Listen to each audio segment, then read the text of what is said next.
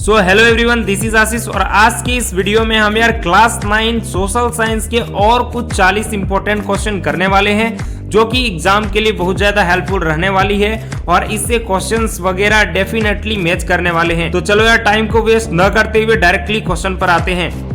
देखो यहाँ पे फर्स्ट क्वेश्चन है, फ्रांस की क्रांति का अग्रदूत किसे कहा जाता है? तो इसमें याद रखना रूसो, ऑल्टेयर और मोंतेस्क्यू तीन ऐसे लोग थे जिसको बोला जाता है अग्रदूत, फ्रांस का अग्रदूत बोला जाता है।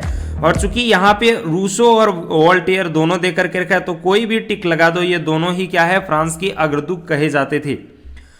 आगे है, निम्नलिखित में से किस वस्तुओं पर अप्रत्यक्ष कर लगाया गया था?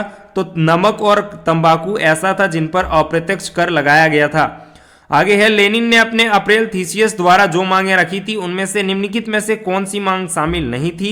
तो युद्ध समाप्त किया जाए, किसानों को सारी जमीन वापस की जाए, उद्योगों को मजदूरों के हवाले किया जाए। ये जो तीन मांग थी वो इनका मेन उद्देश्य था। बाकी बैंकों का राष्ट्रीयकरण किया जाए ये नहीं था, तो ये 1 नंबर हो जाएगा। आगे क्वेश्चन है, रूस के स्थानीय स्वशासित संगठन क्या कहलाते हैं? तो इसको बोला जाता है सोवियत, जो कि ऑप्शन नंबर बी में है।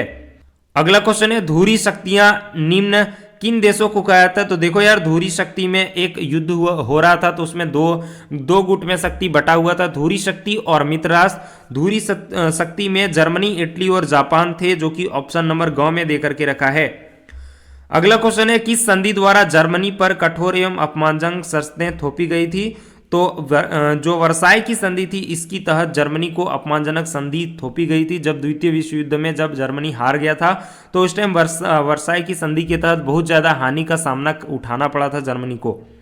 अगला क्वेश्चन है, 1864 में किसने भारतीय वन सेवा की स्थापना की थी? तो ये ब्रैंडिस थे, वो 1864 में भारतीय वन सेवा की स्थापना की थी। और अधिनियम वगैरह पूछेगा लागू कब हुआ तो 1865 में लागू हुआ। अगला क्वेश्चन है, कलांग कौन थे? तो कलांग थे एक कुशल लकड़हारे जो कि लकड़ी वगैरह काटने का काम किया करते थे। बुग्याल क्या है? तो बुग्याल बोला जाता है ऊंचे पहाड़ों पर स्थित घास के मैदान को।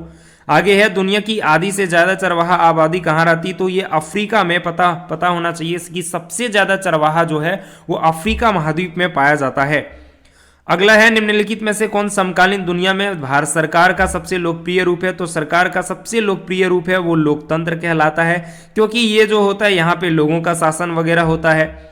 आगे है, इनमें से कौन सा तर्क लोकतंत्र के पक्ष में अच्छा नहीं है? तो लोकतंत्र के पक्ष में अच्छा नहीं है, लोकतंत्र रानी को संवार नहीं बढ़ाता, ये जो है वो लोकतंत्र के पक्ष में अच्छा नहीं है, मतलब ये गलत दिया हुआ है। आगे है, संविधान की आत्मा किसे कहा जाता है? तो संविधान की आत्मा बोला जाता है प्रस्तावना को। इसको एक और नाम से जानते हैं जिसको उद्देशिका बोला जाता है। क्या बोलते हैं इसको? उद्देशिका के नाम से जाना जाता है।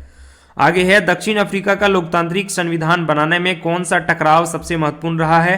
तो ये रंगीन चमड़ी वाले अल्पसंख्यक और अश्वेत बहुसंख्यक, ये जो प्रभाव है ज्यादा प्रभावी या महत्वपूर्ण टकराव रहा हुआ है, जिन्होंने क्या किया, एक ऐसा टकराव, एक ऐसा मोड़ लाया जिसके कारण फाइनली 1994 में नेल्सन मंडेला ब्लैक प्रेसिडेंट बने थे।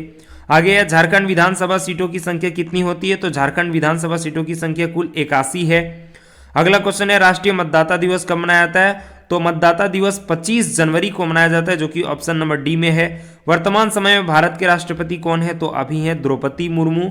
कौन है? द्रौपदी मुर्मू। अगला है, निम्नलिखित में से कौन भारतीय संसद के 2 सदन है? तो भारतीय संसद के 2 सदन कौन कौन होते हैं? एक लोकसभा और दूसरा राज्यसभा, जो कि ऑप्शन नंबर 1 में है। आगे है, संगठन और संघ बनाने की स्वतंत्रता किस मौलिक अधिकार के अंतर्गत आता है? तो यह है स्वतंत्रता का अधिकार के अंतर्गत संगठन और संघ बनाने की स्वतंत्रता आता है। आगे है, निम्नलिखित में से कौन मौलिक अधिकारों में नहीं आता है? तो मौलिक अधिकारों में जातिगत भेदभाव का अधिकार जो है वो मौलिक अधिकार में नहीं आता है, बाकी ये 3 मौलिक अधिकार है। अगला है, भारत का क्षेत्रफल विश्व के कितना प्रतिशत है? तो ये भारत का क्षेत्रफल विश्व का 2.4% है। अगला क्वेश्चन है, निम्नलिखित में से कौन हमेशा बर्फ से ढका होता है? तो जो ऊपर वाला भाग होता है हिमालय का, जो शिवालिक होता है वो हमेशा बर्फ से ढका हुआ होता है, क्योंकि वहां पे जो ठंडा है वो बहुत ज्यादा मात्रा में होता है।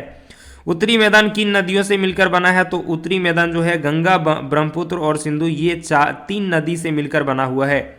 अगला है, प्रायद्वीपीय नदियां क्या होती है? प्रायद्वीपीय नदी उसको बोलते हैं जब वर्षाकालीन जल, मतलब इसको 6 माही नदी बोला जाता है। जब वर्षा वगैरह होता है तो इनमें पानी होता है, बाकी दिनों में पानी वगैरह नहीं पाया जाता है। आगे क्वेश्चन है, निम्नलिखित में से कौन सी अलवणीय जलवाही झील होता है? तो ये जो सांबर है एक ऐसा झील है जो पानी जो होता है वो उसका खारा पाया जाता है। आगे है निम्नलिखित में से कौन जलवायु को प्रभावित करने का कारक नहीं है, तो इसमें से देखो यार मौसम समाचार जो है वो जलवायु वगैरह को नहीं करता है, प्रभावित वगैरह नहीं करता है, तो ऑप्शन नंबर डी हो जाएगा। आगे यह भारत में मानसून का आगमन कब होता है, तो भारत में मानसून का आगमन जून के प्रारंभ में होता है, जो कि ऑप्शन नंबर बी में दे करके रखा है। अगला क्वेश्चन है नागफनी किस वनस्पति क्षेत्र में पाई जाती है, तो नागफनी जो है वो कंटीले वन और झाड़ियों के क्षेत्र में पाई जाती है। भारत में लिंगानुपात के संदर्भ में कौन सा कथन सही है, तो पता होगा भारत में 943 है, यानी कि प्रति हजार महिलाओं में पुरुषों की संख्या 943 है। यानी कि जानो यार कि कुल अगर 1000 पुरुष है तो उसमें से 943 महिलाएं, इस तरह से हम कह सकते हैं जो पुरुषों की संख्या वो ज़्यादा है, महिलाओं की संख्या कम है। तो महिलाओं की संख्या पुरुषों से अधिक है या कम, महिलाओं की संख्या पुरुषों से कम है, यानी कि ऑप्शन नंबर सी हो जाएगा। आगे है जनसंख्या में होने वाले परिवर्तन की क्रियाएं क्या होती है, तो ये देखो यार जन्म दर, मृत्यु दर, प्रवास, ये तीनों जनसंख्या में परिवर्तन के कारक होते हैं। उत्पादन की पहली आवश्यकता क्या होती, तो उत्पादन की पहली आवश्यकता होती है भूमि। जब भूमि आ जाएगा तो फिर श्रम का जरूरत पड़ेगा, उसके बाद भौतिक पूंजी वगैरह का, फिर मानव पूंजी तो है ही। आगे अस्थायी पूंजी और कार्यशील पूंजी किस प्रकार के स्रोत है, तो ये भौतिक पूंजी के स्रोत हैं। कौन है, भौतिक पूंजी के स्रोत हैं दोनों, मतलब ये दोनों उसके प्रकार हैं।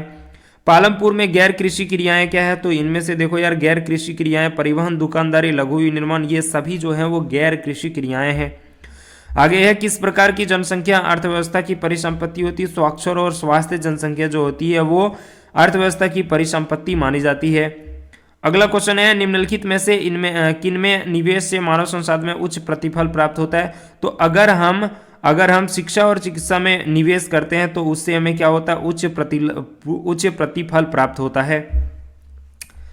क्वेश्चन नंबर 26 में देखो दिया है विश्व में भारत में निर्धनों का संकेंद्रण क्या है, तो विश्व में पता होगा कि सबसे अधिक जो है निर्धनों का संकेंद्रण है, मानी कि सबसे अधिक निर्धन लोग पाए जाते हैं वो भारत में। निर्धनता रेखा का निर्धारण करते समय इनमें से किस पर विचार नहीं किया जाता है, तो इसमें देखो यार मनोरंजन आवश्यकता जो है इसका विचार नहीं किया जाता। बाकी बात ये सब देखा जाता है जब किसी भी ये सब देखा जाता है जब निर्धनता रेखा को मापा जाता है। तो फिर बफर स्टॉक क्या होता है, तो बफर स्टॉक होता है सरकार द्वारा अधिप्राप्त अनाज का भंडार वगैरह किया जाता है, उसको बफर स्टॉक बोलते हैं। आगे है खाद्य सुरक्षा का क्या अर्थ होता है, खाद्य सुरक्षा माने की है सभी लोगों के लिए सदैव भोजन की उपलब्धता। सार्वजनिक वितरण प्रणाली किससे संबंधित है, यू है गरीबी उन्मूलन कार्यक्रम से। किससे है, गरीबी उन्मूलन कार्यक्रम। तो इस तरह से कुल मिलाकर के हमने 40 मोस्ट इंपॉर्टेंट क्वेश्चन देख लिए। तो इसका अगर प्रीवियस लेक्चर नहीं देखा तो नीचे डिस्क्रिप्शन बॉक्स में लिंक मिल जाएगा, वहां से देख लेना। मिलते हैं एक नए वीडियो में, तब तक के लिए ऑल द वेरी बेस्ट।